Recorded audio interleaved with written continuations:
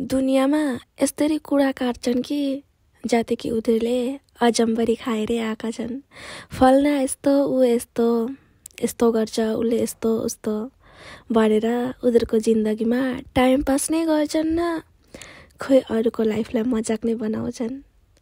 केही थाहै छैन है।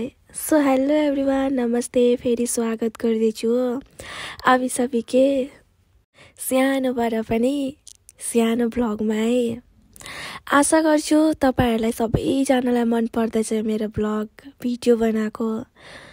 सबैलाई त भन्दिनँ, जसले कमेन्ट गर्नुहुन्छ, जसले भिडियो हेरिदिनुहुन्छ, जसले मेरो फिलिङ्स बुझिदिनुहुन्छ, उहाँहरूलाई चाहिँ म दिलबाट थ्याङ्क यू सो मच भन्न चाहन्छु है। जो कि मलाई नचिने पनि नदेखे पनि यो भिडियोको थ्रुबाट मलाई यति धेरै माया दिनुहुँदैछ, सपोर्ट गर्नुहुँदैछ। त्यो उधार त म तपाईँहरूलाई कसरी तिर्नु खोइ मलाई केही थाहै छैन। जे नहोस्, यो एउटा भिडियो छ जो कि तपाईँहरूसम्म मेरो भोइस, मेरो फिलिङ्स पुर्याइदिन्छ। अब तपाईँहरूलाई कसले यति मेरोबाट राम्रो सोच्नु हुँदैछ त्यो त म जान्दिनँ नि है। तर मेरो बारेबाट कसले नराम्रो भन्दैछ र कसले सोच्दैछ कसम भनेको होला म अगाडि नै जान्दछु है। र त्यस्तै नै जिन्दगीमा कोही पनि जिन्दगीभर बस्ती गरी आएको छुइनँ। हेर्नु न मलाई नै अहिले अब कहिले के हुन्छ केही थाहै छैन भन्नु अरे नि त। मुखमा पिम्पल निस्केर यस्तो भएको छ नि, डाइरेक्ट आयोमा त मेडिकल। अरे यस्तो पनि त हुँदैन नि त होइन, एक दुईवटा मैले माने, लेकिन यत्रो थुप्रो त छक्क पर्नु नि त।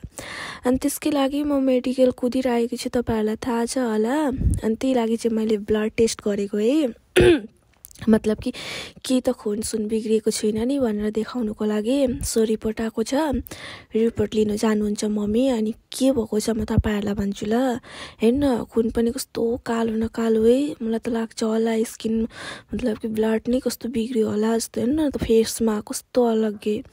अरू केही होइन, जहाँ पनि मेरो माँ भएपछि, मेरो मम्मी भएपछि मलाई सारा दुनियाँ मैसँग छ जस्तो लाग्छ। र त्यस्तै नै कसैको पर्वाह नगरिकन मैले मेरो मम्मीलाई लिएर आएँ रेस्टुरेन्ट। र त्यसमा चाहिँ मलाई अस्तिदेखिबाट मोमो खानु मन लाग्दै थियो।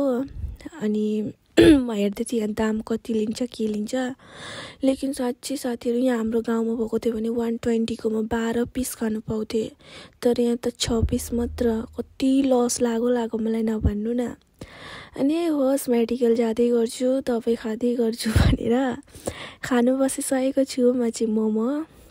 अनि मोमो खाइसकेको बादमा चाहिँ मेरो भिडियो हेर्ने, मलाई माया गर्ने, मलाई सपोर्ट गर्ने एकजना फ्रेन्ड भेटेँ सौम्यसँग। फोटो लिने अरे। अनि फोटो लिँदाखेरि त मलाई यति धेरै खुसी लाग्छ नभन्नु न। मतलब कि उनीहरूसँग म यस्तो भाब्दिनँ कि म साँच्चीकै पुरा यस्तो फेमस यस्तो केही भाब्दिनँ।